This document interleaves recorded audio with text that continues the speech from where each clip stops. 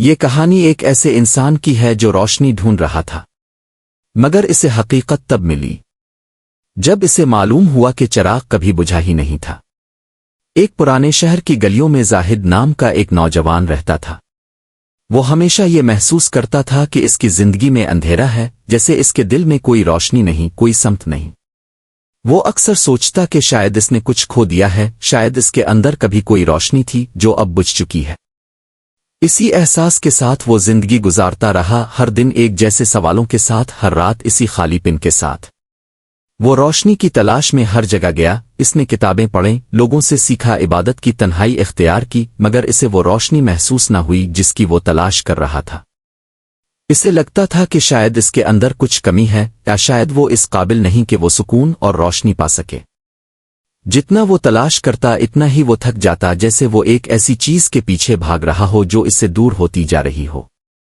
ایک رات وہ اسی بے چینی کے ساتھ شہر سے باہر نکل گیا۔ آسمان پر چاند تھا مگر روشنی مدھم تھی، جیسے رات بھی اس کے دل کی کیفیت کو ظاہر کر رہی ہو۔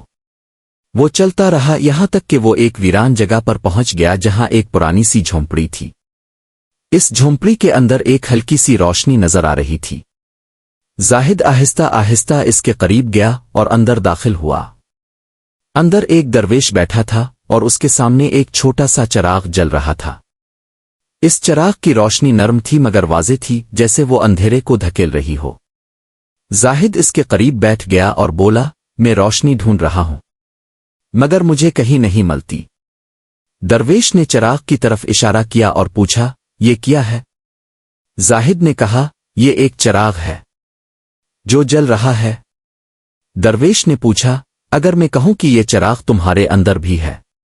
زاہد نے فوراً کہا، نہیں، اگر ایسا ہوتا تو میں اندھیرے میں کیوں ہوتا؟ درویش مسکرایا، اندھیرا چراغ کے نہ ہونے سے نہیں ہوتا بلکہ اسے ڈھانپ دینے سے ہوتا ہے۔ یہ بات زاہد کے لیے نئی تھی۔ اس نے کبھی اس طرح نہیں سوچا تھا کہ روشنی اس کے اندر ہو سکتی ہے اور وہ خود اسے محسوس نہ کر پا رہا ہو۔ میں نے اسے کیسے ڈھانپ دیا؟ اس نے پوچھا۔ درویش نے نرمی سے کہا، اپنے خوف سے، اپنے شک سے، اپنی مایوسی سے۔ تم نے اپنے چراغ پر پردے ڈال دیے اور پھر سمجھ لیا کہ وہ بجھ گیا ہے۔ یہ سن کر زاہد خاموش ہو گیا۔ اس نے پہلی بار اپنے اندر جھانکنے کی کوشش کی۔ اسے اپنے وہ لمحے یاد آئے جب وہ خود پر شک کرتا تھا، جب وہ مایوس ہو جاتا تھا، جب وہ اپنے خوف کے آگے ہار مان لیتا تھا۔ اسے محسوس ہوا کہ وہ واقعی اپنے اندر کی روشنی کو خود ہی چھپا رہا تھا۔ تو میں کیا کروں؟ اس نے آہستہ سے پوچھا۔ درویش نے کہا، پردے ہٹا دو۔ زاہد نے آنکھیں بند کیں اور اپنے اندر کے ان احساسات کو دیکھنے لگا۔ اس نے اپنے خوف کو پہچانا، اپنے شک کو محسوس کیا، اپنی مایوسی کو دیکھا۔ شروع میں یہ مشکل تھا، جیسے وہ کسی سچ کا سامنا کر رہا ہو جس سے وہ ہمیشہ بچتا رہا تھا، مگر آہستہ آہستہ اس کے اندر کچھ بدلنے لگا۔ اس نے محسوس کیا کہ اس کے اندر ایک ہلکی سی روشنی ہے، بہت مدھم مگر موجود۔ اس نے آنکھیں کھولی اور حیرت سے کہا، یہ واقعی ہے۔ درویش نے مسکرا کر کہا، یہ کبھی بجھی نہیں تھی۔ زاہد کی آنکھوں میں آنسو آ گئے، مگر اس بار یہ آنسو غم کے نہیں تھے بلکہ ایک گہری سمجھ کے تھے۔ میں سمجھ گیا، اس نے کہا۔ درویش نے پوچھا، کیا؟ زاہد نے جواب دیا کہ میں اندھیرے میں نہیں تھا، میں نے بس اپنی روشنی کو چھپا رکھا تھا۔ اس دن کے بعد زاہد کی زندگی بدلنے لگی۔ وہ اب بھی مشکلات کا سامنا کرتا تھا مگر اب وہ خود پر شک نہیں کرتا تھا۔ وہ اب بھی کبھی کبھی اداس ہوتا تھا مگر وہ جانتا تھا کہ اس کے اندر روشنی موجود ہے۔